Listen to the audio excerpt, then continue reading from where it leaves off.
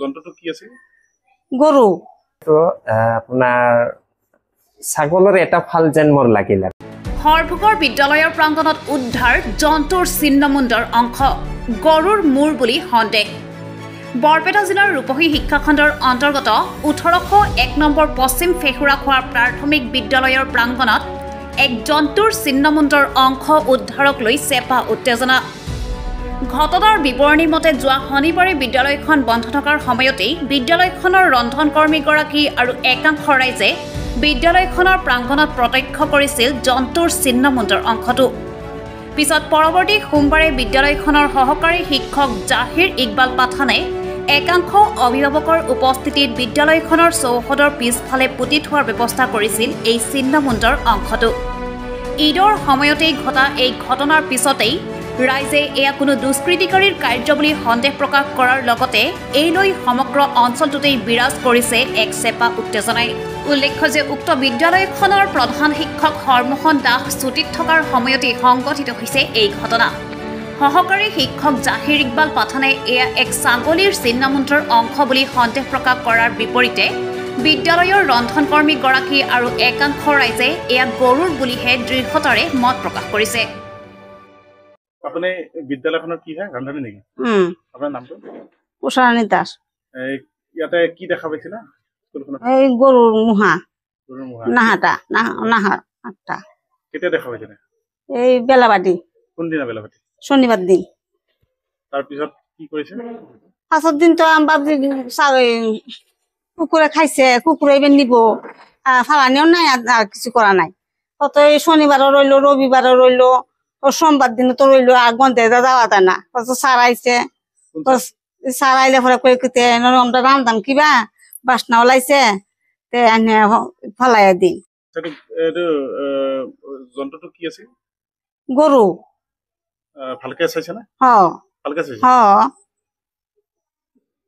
গরু নাকটা ষোলনা দেখা যাইতেছে। নমস্কাৰ, মোৰ নাম জাহিৰ ইকবাল পাঠান। মই 1801 নং পশ্চিম ফেহুৰাখোৱা প্ৰাথমিক বিদ্যালয়ৰ সহকাৰী শিক্ষক হয়। ইয়াত তাৰমানে আপোনাৰ শনিবাৰেতো আপোনাৰ স্কুল বন্ধ আছিলে ঈদ উপলক্ষে, তাৰ পিছদিনা দেওবাৰ আছিলে।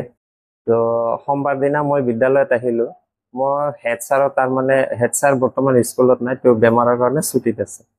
চ' সোমবাৰ দিনা মই স্কুলত আহি যেতিয়া মই স্কুলত আহিলোঁ, অহাৰ পিছত মোক ৰান্ধনীয়ে মাতি কিনে মোক ৰান্ধনীয়ে ক'লে যে ছাৰ এইপিনে আহক, ইয়াত কিবা এটা বস্তু পৰি আছে চাই যাওক।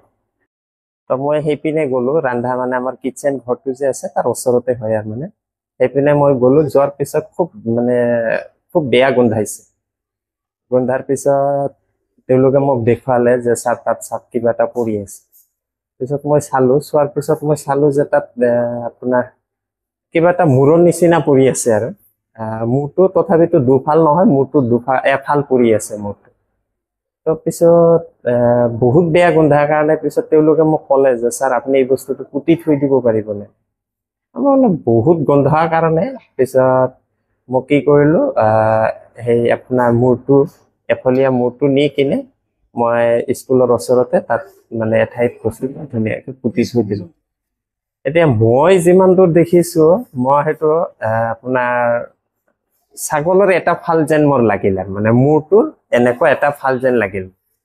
এতিয়া তথাপিতো মই মানুহজন নিজে 100% চিয়ৰ হ'ব নোৱাৰিম, কিন্তু মই যিমান দূৰ দেখিছোঁ এইটো ছাগলীৰ এটা ফাল। SMC মানে যিদিনা মোক তাতে বস্তুটো পুতি থব ক'লে, তেতিয়া তাতে মই আমাৰ বাইদেউ, ৰান্ধনী বাইদেউ আৰু আমাৰ লগত অংগনাবাদী আছে, অংগনাবাদীৰ মানে আমাৰ গাৰ্জেনসকল, কৰ্মীসকল সকলোৱে তাতে আছে।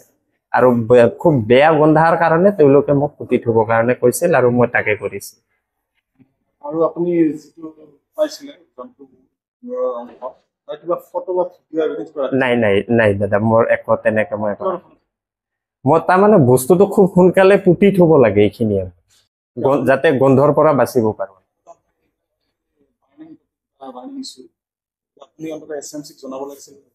নাই, তাত আছিলে মানুহ, তাতে আমাৰ গাৰ্জেন আছিলে, মানে মাতৃসকল আছিলে আৰু আমাৰ অংগনাবাদীৰ কেইজনমান আছিলে বাইদেউহঁত আছিলে তেওঁলোকে নিজৰ ল'ৰা ছোৱালীখিনিক লৈ আহে লগত লৈ যায়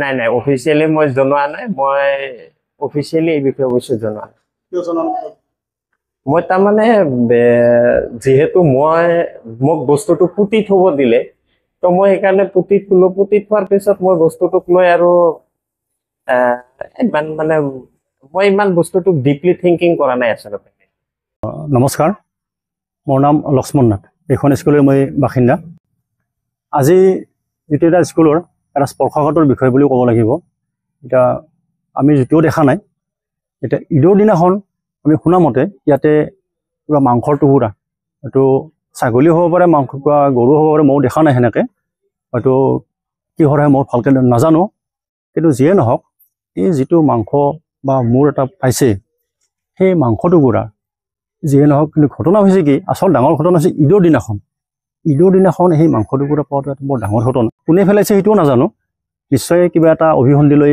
পেলাইছে কিবা এটা তেওঁলোকৰ ইণ্টেনশ্যন আছে যাতে এই গাঁওখনৰ কিবা এটা বদনাম আনক বা আমাৰ মিলা প্ৰীতিৰে চলি আছোঁ এই গাঁওখন আজি এইখন স্কুলতে আমি সৰুৰ পৰা ডাঙৰ দীঘল হৈছোঁ এইখন আমাৰ পঢ়াশালী আৰু এই পঢ়াশালী বুলি কোৱাৰ লগে লগে এখন মন্দিৰ স্বৰূপ এইখন মন্দিৰ স্বৰূপ স্কুলত যে এখন মাংসৰ টুকুৰা পেলাইছে যে ইয়াৰ নিচিনা গৰিহণাৰ যোগ্য ব্যক্তি নাই পৃথিৱীত এই আচলতে তদন্ত হোৱাটো উচিত আৰু মেইন কথা হৈছে কি ঈদৰ দিনাখন পেলাইছে যিহেতু সেই মাংস টুকুৰা নিশ্চয় ঈদত ব্যৱহাৰ হোৱা মাংসই হ'ব কিন্তু গৰুৰে হ'ল নে ছাগলীৰে হ'ল সেইটো বিশেষকৈ আমি জানিব পৰা হোৱা নাই কিন্তু যিজনে ব্যক্তি পেলাইছে সেই ব্যক্তিজনৰ নিশ্চয় কিবা এটা অভিসন্ধি আছে কিবা এটা নিশ্চিতভাৱে তেওঁৰ ইণ্টেনশ্যন আছে হৰভোগৰ পৰা উদয়নাথৰ ৰিপৰ্ট নিউজ টাইম 3